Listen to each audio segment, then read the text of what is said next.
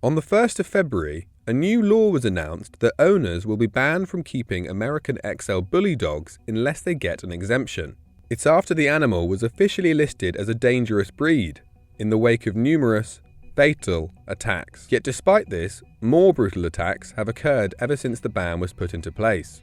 Most recently, an 8-year-old boy was rushed to hospital with serious head injuries after he was mauled by a dog in Bootle on Merseyside. On Saturday the 3rd of February, 68-year-old grandmother Esther Martin was savagely mauled to death in Jaywick, Essex.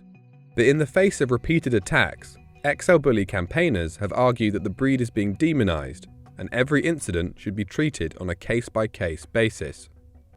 I just think they're beautiful dogs. I mean, the press they've received is just, it's just all wrong. It's always like suspected XL Bully attacks.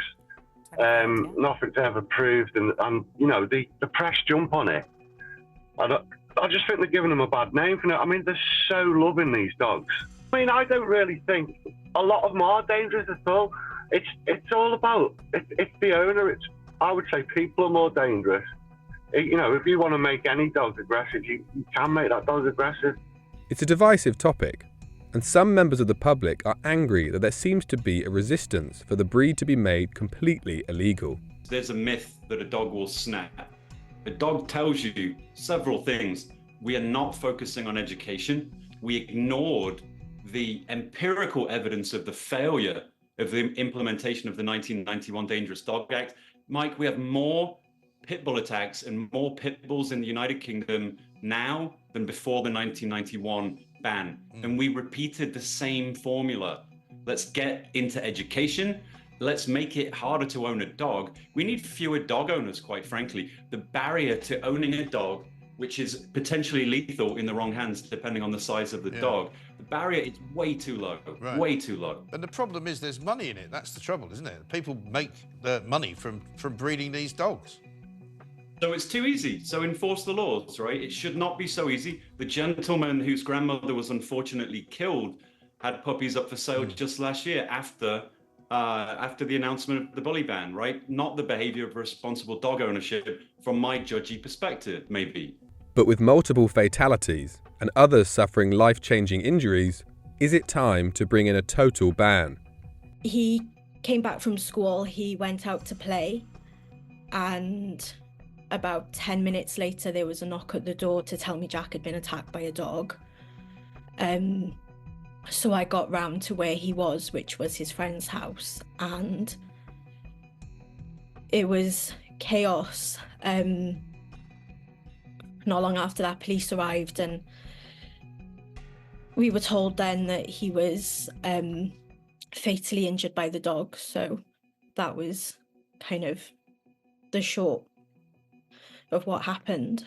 I understand that we're a nation of dog lovers. I also understand if you have kids, when people are being attacked in the streets, when kids like yours are being fatally injured, there comes a time when people want action. I've spent too long talking about this subject, and people say to me it's about training. Well, if it's about training, then there need to be ramifications or rules for people to own dogs. We need to look at the dogs that are being bred to create crime and are being sold to people for the wrong reasons. There are plenty of dogs who are amazing, but when you hear Emma's story, this situation is completely unacceptable, is it not? Absolutely. Dangerous dogs and children are just non-negotiable. We need to do more to protect the public. We need to do more to also protect dogs, because what we need to bear in mind here is that humans, albeit yes, we have dangerous dogs, these dogs are being created by irresponsible humans, negligent dog owners, negligent dog breeders. We need to do more to prevent it. We had a conversation not so long ago, Jeremy, where you actually turned around and agreed with me, and after it, before you believed that you may not, that we need to do more in terms of licensing. We need to have consequences for owners and breeders of dangerous dogs. It needs to be treated the same as any other weapon. More than 30,000 dogs have been granted an exemption to the XL Bully ban, with strict instructions that they must be neutered, be kept muzzled in public, and the owners must have third-party liability insurance. This highlights the incompetence of the government policy, because we don't even know how many there are in this country. So we're saying that the majority of the 4,000 applications have been approved. How many XL bully dogs exist in the UK? I read under that there are 50,000. But this is the point. And yes, you're right. Owners are not going to register people can them just and tweak do the all breeds. things. And They're not all going to that. register At the end them. of the day, anything to do with an animal should always come down to the owner, because you cannot regulate animals. You can regulate the people that own these animals. If someone's XL bully dog is going crazy, like what we just saw, the clip we just saw in Stratford Station, that person should be in prison. I'm sorry, and I don't share. I don't share the sentiment that but I don't like putting down. These dogs are monsters. These dogs are monsters, and it's not their fault. They're what's being going to bred happen? for status symbols. It's the owners that should be in prison. Some dog shelters say they've seen a huge increase in the breed being handed in or abandoned. Other experts have confirmed that underground breeding will continue, and this is an issue that won't be going away anytime soon. When this first came in, it was first mooted. I said, look, I don't think I've necessarily got the answer. I don't think any single person has, but Rishi Sunak, he thought he had the answer, and he was going to fix it by Christmas. So we'll just ban them. Well, to your point, they banned them before, didn't they?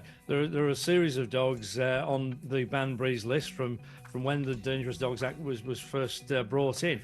Pit Bull Terrier, Japanese Tosa, all of those.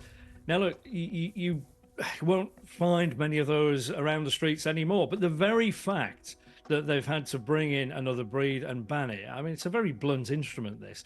It proves that banning a breed doesn't work, because exactly right, people who are wrong thinking, and you will see the clip there right now, people who are acting like that in public will simply get another breed. So it's really unfair on, I'm going to say, the majority of XL bully owners who are responsible.